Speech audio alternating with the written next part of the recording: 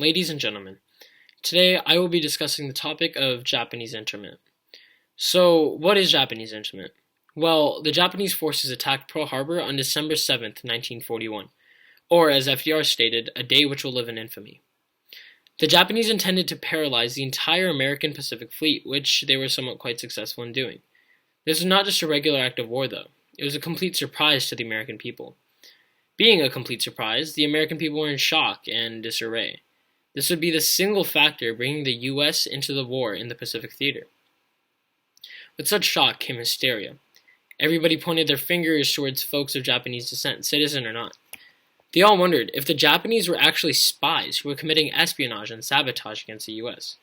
Granted, some hysteria is very natural after such an attack on national security. However, the U.S. government took it one step further. Pressured by the people and other governing members, Franklin Delano Roosevelt issued his infamous Executive Order 9066, which allowed the Secretary of War and his designated commanders to refuse entry into certain areas for specifically people of Japanese ancestry. The order also included the establishment of relocation centers further inland to where folks of Japanese descent were forced to reside. The movement of the Japanese people into these centers is what's called internment. Now, I would love to sit here and discuss the poor conditions of the centers, but that would take hours. Just know that it was bad. Oftentimes, similarities are drawn between them and the concentration camps used by the Nazis against the Jewish people to kill them. 120,000 or more people were sent to these camps, with thousands upon thousands of them dying because of the harsh conditions. Now, was the use of these camps justified? Well, there may be opinions claiming that it was necessary as we are now in a time of war. FDR himself claimed that the camps were a military necessity. FDR himself was also a man who was faced with many obstacles which threatened national security. So, in his view, the camps were definitely justified. Justice Black stated that although this may threaten the civil rights of a single racial group, hardships are just a part of war and they just must be endured. Therefore, internment is not unconstitutional.